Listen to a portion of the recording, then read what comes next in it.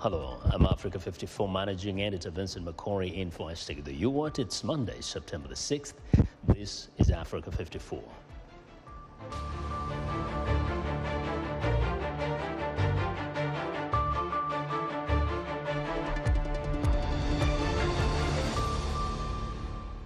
Soldiers say Guinea's constitution and government have been dissolved in an apparent coup.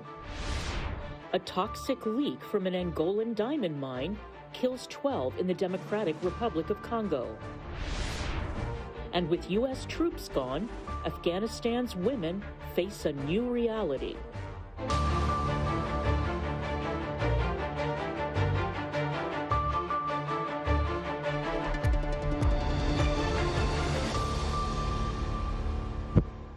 We begin in West Africa, where there is an uneasy calm in the Guinean capital, Conakry,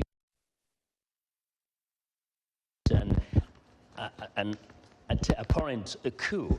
And we saw them declaring on national television that they had arrested President Alpha Conde and dissolved the country's constitution. Now, the coup leaders had initially sealed land and air borders, but a military spokesman announced on state television Monday that the country has reopened its land and air borders for commercial and humanitarian reasons. The junta also announced today that government officials are barred from leaving the country until further notice. Lauren Anthony begins our Guinea coverage. Soldiers in Guinea staged an uprising in the capital on Sunday. They claim to have dissolved the constitution and the West African state's government. La pauvreté, la corruption endémique. One unidentified soldier, draped in Guinea's national flag, said the group planned to form a transitional government and that further details would be given later. Meanwhile, videos appearing to show the country's president, Alpha Conde, being detained by army special forces circulated on social media. Reuters could not immediately authenticate the footage, but it was posted just hours after heavy gunfire broke out near the presidential palace in Conakry. Several sources have claimed an elite National Army unit led by a former French legionnaire, Mamadi Doumbouya, was behind the unrest. We have decided, after taking the president, who is with us now, to dissolve the current constitution. We also decided to dissolve the government, to close the land and air borders. We call on our brothers in arms to unite in order to respond to the legitimate aspirations of the people of Guinea. We also invite everyone to stay in their bases and continue their usual activities. We will not make the same mistakes as in the past. Right now, though, it's not immediately clear who holds power. The Guinean Defence Ministry said the attack on the palace by mutinous forces and an attempted insurgency had been put down. Earlier, videos shared on social media showed military vehicles patrolling Conakry's streets. One military source said the only bridge connecting the mainland to the Khartoum neighbourhood, which houses the palace and most government ministries, had been sealed off. That source added that many soldiers, some heavily armed, were also posted around the palace. Lauren Anthony of Reuters fired that report. Now, meantime, the United States is condemning the coup in Guinea. State Department spokesperson Ned Price says violence and any extra constitutional measures will only erode Guinea's prospects for peace, stability, and prosperity. Price added that the U.S. is urging all parties to forego violence and any efforts not supported by the Constitution and stand by the rule of law. China is also opposing the coup and is urging the immediate release of detained President Alpha Conde. China is calling on all parties concerned to exercise restraint and to resolve the issue through dialogue and consultation, according to Chinese Foreign Ministry spokesman Wang Wenbing. And the Russian Foreign Ministry is denouncing the coup and is also calling for the immediate release of President Conde. The ministry also added that Moscow opposes any attempt at any unconstitutional change of leadership. Now, for more insight of the events in Guinea, VOA journalist Abdurrahman Dia joins us live via Skype from here in Washington. Welcome, Abdurrahman. Thank you. Now, we heard that the elite unit, of course, said they dissolved the government and constitution. But one thing we haven't heard is whether the other units of the military have supported this coup. What are you hearing from the ground? True, but it does appear that Colonel Mamadi Doumbia is in fact the new strongman of Guinea. It appears like it is now a done deal. And this morning he has summoned former officials from the Alpha Conde government to come into the parliament, and including the defense minister. And that is important because many thought that he would be the one who would be holding out, and many military soldiers are on his side, but he was there, and all of the former officials have been summoned to basically stay in the country, not leave, and the new strongman took advantage of this new meeting this morning to tell everybody that everything is under control. He also wanted to reassure investors that he would honor all economic contracts. So he wants everybody to stay calm. Now, actually talking about restoring stability, the soldiers say that they took this action because of financial mismanagement and corruption under President Alpha Conde. Were there any signs of agitation from the citizens themselves in the recent months? It is true that corruption is a theme that keep coming back, not only in Guinea but in many countries anyway. But in Guinea, it is a public discussion, and according to Transparency International, Guinea is ranked 137 out of 180 in the world in terms of corruption. And yes, and if we judge it on the reaction of the people this morning in Conakry, when the former officials were being escorted out, they were booing at them. And yesterday also in Conakry, I don't know what's the situation outside of the capital, but people seemed very happy that this regime is out. And mostly they say corruption also is part of it. And very quickly, in a few seconds, we remember that between 2019 and 2020, there was so much violence, up to 800 people died. Could this have been a kind of a catalyst that has been holding on? It could be, but many think it's not the only reason, because Colonel Doumbia, who had these special forces, is said also to be in a difficult position with his former boss, the defense minister. So whether that was the main reason, or was it because of the third term? Because many think that if it was because of the constitutional change, maybe the coup would have happened before the election. So it is fair to ask whether his relationship with his former boss are one of the main reasons. Some also say that he's very close to Assimi Goïta of Mali. They both been into the same training. Whether he's been influenced or not, all of those are fair questions. Well, we'll be watching the developments there. Thank you very much. That's Abdurrahman, a VOA journalist with the French service. Thank you very much for joining us via Skype. Now, 12 people have died and thousands are ill in the Democratic Republic of Congo after a leak at Angola's biggest diamond mine polluted the tributary of the Congo River. David Doyle has the details. Democratic Republic of Congo is seeking compensation after a leak from neighbouring Angola's biggest diamond mine. DRC has linked the incident to 12 deaths and thousands of people falling ill. DRC Environment Minister Yves Bazeba.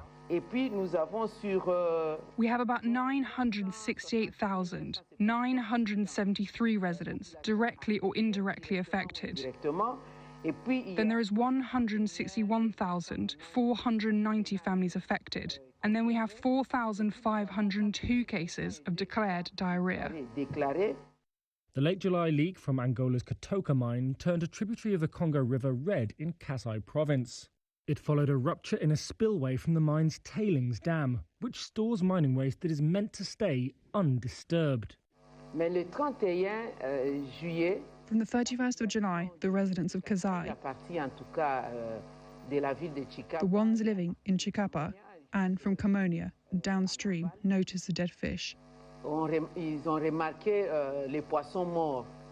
Lots of fish, tons of dead fish floating on the river.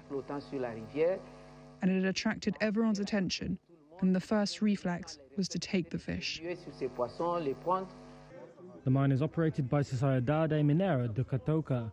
It's a joint venture between State Diamond Company Ndiema and Russia's Alrosa. Last month, Catoca said the breach was sealed by August 9th and that 2 dikes had been built to filter sediment out of the water. Catoca did not respond to a request for comment on the damages claim and deaths listed by DRC. That was David Doyle of Reuters reporting. South Africa's government correctional services department says jailed former President Jacob Zuma has been placed on medical parole Monday due to his poor health. Clara Frank reports. The jailed former president of South Africa, Jacob Zuma, has been released on medical parole, owing to what the government says is his ill health. The 79-year-old was sentenced earlier this year to 15 months in prison for contempt of court. But his release comes after serving only 2. The country's Department of Correctional Services said their decision was based on a medical report. Last month, Zuma had an unspecified surgery in an outside hospital with more operations planned. A spokesman for the government department said he is still in hospital, but will be allowed to go home as he continues to receive medical care. But that spokesman also said Zuma will continue to serve out his sentence by complying to certain conditions while being under supervision. Details of those conditions, or Zuma's health, remain unclear.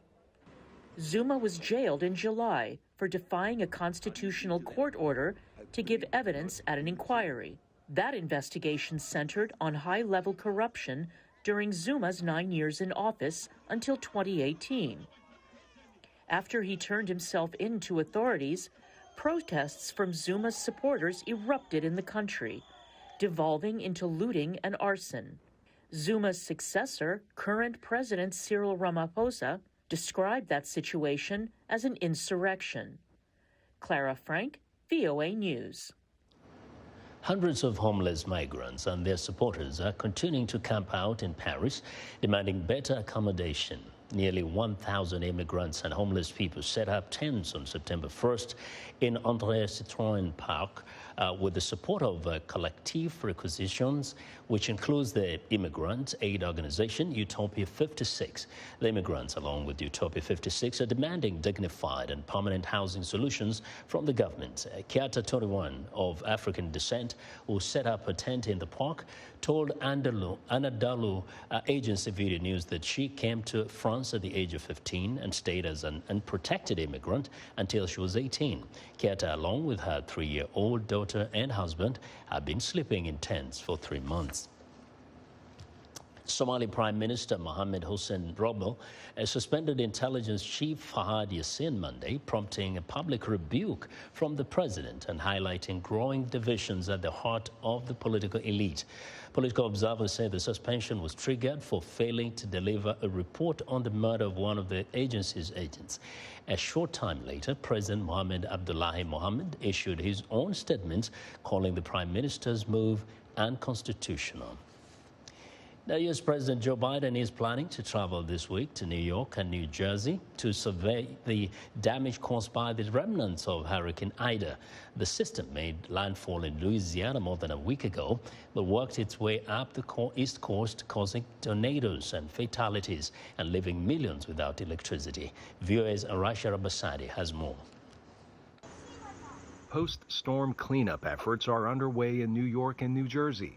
Last week, Hurricane Ida pummeled Louisiana, leaving millions in the region without power, some possibly for weeks. Louisiana's governor says the 16 years and billions of dollars invested by the federal government after Hurricane Katrina came ashore in 2005 meant a fortified levee system that kept a bad situation from being much worse. President Biden visited Louisiana Friday to see the damage firsthand. To date, we've also provided $100 million in direct assistance directly to folks in Louisiana with that $500 going into their bank accounts so that they can deal immediately with emergencies. Climate scientists say to expect more severe storms as ocean temperatures continue to climb. Sunday on ABC's This Week, Cedric Richmond, senior advisor to the president, called for action on climate change. These once-in-a-century storms are starting to come almost every other year. They're bigger, they're stronger, they wreak more havoc. If you look at New York, New Jersey, and Pennsylvania, people should see what the climate change is doing, and we're going to address that in our legislation. But for now, millions remain without electricity, and long lines at gas stations in southern Louisiana are common, with generators being the only source of power for many homes in the region. Louisiana Republican Senator Bill Cassidy praised the federal government's response, but told ABC's This Week his state needs more help. The federal partners have been there, and so I compliment the federal partners and I thank them for that. But we need gasoline, and we need electricity, and we need housing. And then we need to pass the bipartisan infrastructure bill for the long term. So, on the other hand, telling people it gets better when they're told they won't have electricity back until September the 29th is cold comfort. Ida worked its way north from its Louisiana landfall, causing at least 4 dozen fatalities, many due to intense flooding in New York, New Jersey, and Pennsylvania. In Manville, New Jersey, residents are still picking up the pieces in disbelief at the damage the storm left behind. Manuel is crazy right now. Like, it's a lot of people, hardworking people are living here. Everybody, the town is very amazing. Everybody likes to help each other out. But this just came out of nowhere. Nobody knew it. Just came out of nowhere. Zeb says his realtor told him the property was at some risk for floods, but that they'd likely never experience one. But just 8 months later, as Ida moved through town, Zeb says the storm destroyed the cars he uses for business, and it dumped at least 4.5 meters of water into his home. Arash Arabasadi, VOA News, Washington. With the last U.S. service members leaving Kabul ending a 20-year war, Afghanistan's women and girls are facing the stark reality that the Taliban are back in control of their country. As VOA's senior diplomatic correspondent Cindy Sen reports, there are already signs that their rights are in danger. Taliban fighters celebrated with gunfire and swooped into the Kabul airport this week as the last U.S. service members left Afghanistan. For Afghan women, the U.S. departure marks a new era of uncertainty and fears of what lies ahead. The Taliban have promised women certain rights under the framework of Islam. However, basic rights like going to school or work could soon be taken away. In the western city of Herat, Afghan women staged a defiant protest, demanding the right to work and representation in the Taliban's new government. I want to say that I was forced to stay at home for the crime of being a student 20 years ago, and now, 20 years later, for the crime of being a teacher and a woman.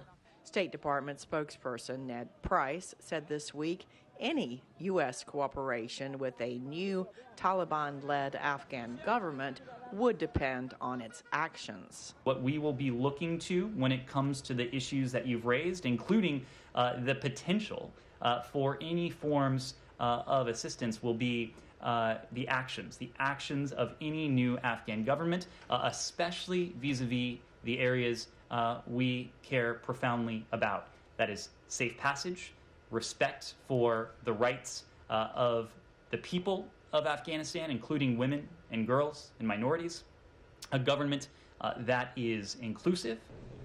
U.S. Senator Jeanne Shaheen told a Washington Post forum this week that the Doha Agreement, negotiated between the Trump administration and the Taliban in 2020, provided no guarantees of an inclusive government or protections for the rights of women.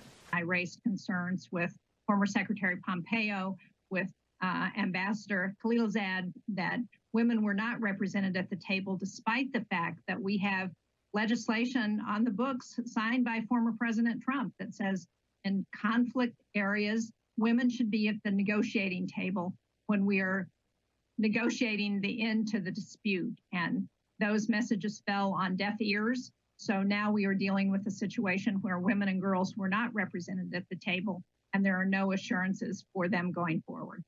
A former Afghan judge living in exile told that same forum what she is hearing from women activists still in Afghanistan. They are depressed, they are helpless, they cannot help themselves, not only themselves, but also they become dependent. That's also a kind of a way of how they see themselves being an independent woman, and all of a sudden entering to the situation where they have to be dependent to the male family members. Many fear the Taliban will return to the brutal way they ruled the country from 1996 until the U.S. drove them out in 2001. They banned almost all education for women and girls. They imposed punishments, including stoning and lashings, and they confined women to their homes unless they were accompanied by a male escort. And there's a real fear that this type of repression or versions of this could come back. The very real threats to the lives of Afghan women activists demand action by the Biden administration. Tara DeMont of Amnesty International tells VOA. For some Afghan women, for some Afghan women's rights defenders, safety is going to look like a refugee, being a refugee and being an asylum seeker in the United States or in other countries. For now, many Afghan women are left to stay and fight for their rights, with a fresh protest Friday in Kabul. Cindy Sain, VOA News. 20 years after the attacks of 9/11, the Guantanamo Bay detention camp, which at its peak held almost 800 terrorist suspects, is now home to fewer than 40 detainees. Some are only now being brought to trial, as reported by VOA's Yuni Salamin. This report narrated by Nova Parwadi. 18 years since he was captured in a CIA-backed operation in Thailand, Indonesian terror suspect Anjab Nurjaman, also known as Hambali, was finally arraigned Tuesday at a military trial held at the U.S. detention camp in Guantanamo Bay, Cuba. Along with two terror suspects from Malaysia, Muhammad Nazir bin Lep and Muhammad Farid bin Amin, Hambali was indicted on 9 counts of terrorism related to the Bali nightclub bombings of 2002 that killed more than 200 people. The 3 suspects did not enter a plea, citing the lack of clear translations during the arraignment. If the translation into Malay is insufficient, let's imagine, just for sake of ease, only every 3rd word is translated into Malay, then it is a deficient arraignment because he wasn't advised of the charges. The defense also questioned the objectivity of one of the translators. We have an affidavit sworn under penalty of perjury or delivered under penalty of perjury in which a witness will say that one of the interpreters regarding Guantanamo detainees generally and our clients in particular, she commented, "I don't know why the government is wasting so much money on these terrorists. They should have been killed a long time ago." Hambali is a key figure in the Al-Qaeda-linked Southeast Asian terror group Jama'ah Islamiyah, the group behind the 2002 bombings in Bali. His defense team asked for the trial to be adjourned to gather more evidence and witnesses, considering the length of time that has passed between the crime and the defendant's capture in 2003. The presiding judge, Hayes Larson, approved the defense's request for an adjournment. We're still building an attorney-client relationship, right? We've only been on these cases for about a year and a half. And so, we couldn't see our clients for the past year and a half. The existing links among Southeast Asian terror groups, such as the one Hambali led to Al-Qaeda, is one concern for terror experts with the recent Taliban takeover of Afghanistan. The leaders of many militant groups in Indonesia and elsewhere, Malaysia, the Philippines, were veterans of the Mujahideen that fought the Soviet Union that were later recruited by Al-Qaeda. Hambali is among 39 remaining terror suspects detained at Guantanamo, but not for long. The Biden administration has said it has been looking at options for transferring the detainees and shutting down the detention camp. For Yuni Salim at Camp Justice Guantanamo, I'm Nova Burwadi, VOA News. Mostafa Saeed is a Somali-born artist and based in Hargeisa, Somaliland. His work explores different mediums, including documentary, photography, graphics, and sound. Mustafa's work marries poetic symbolism with socio-political critique to explore issues of war, conflict, and environment. He is the curator of Everyday Horn of Africa and contributor to Everyday Africa.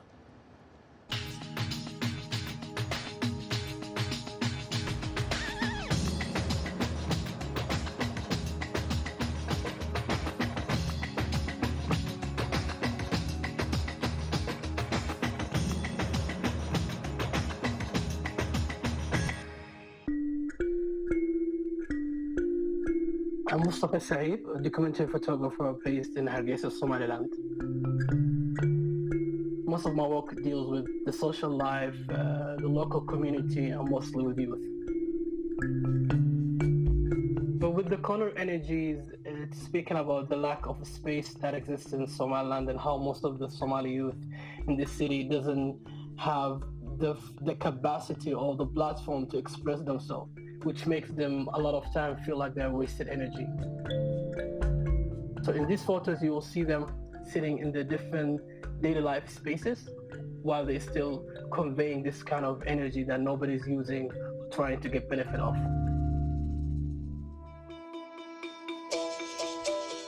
The video multiplied expresses and tries to research and visualize the discrimination on marginalized groups in Somali society within Somaliland. Socially, certain groups are not being able to have a political voice or socially engaging with people. So when it comes to visualizing that problem, it doesn't seem different because all the Somali people look the same, but it's still the discrimination and the social structure still puts this kind of big tool on them and put them on the side. So I was there going in and out for 6 months, meeting the local youth and people, connecting, telling these stories. So at that moment, I saw this young kid playing with his siblings in this kind of bag, hide and seek. And in certain point, after I took the photo, it felt like it was another kind of way of visualizing the problem itself.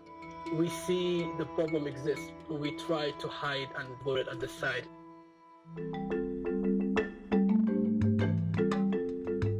Born and grew up in Saudi Arabia, and I've been here for more than half of my life in Somaliland. So I try to express myself as someone who lives here, who's from Somaliland, but at the same time have this kind of memory of a different country that I don't belong to anymore. So I try to put my own childhood memory stories where my mom used to tell me this kind of bedtime stories, and I try to create this kind of reference that maybe people might look at in the next 30 or 50 years and say, oh, this is the Somali eyes that we have. This reference is the original thing that we have for us, like this kind of pop culture, Somali pop art.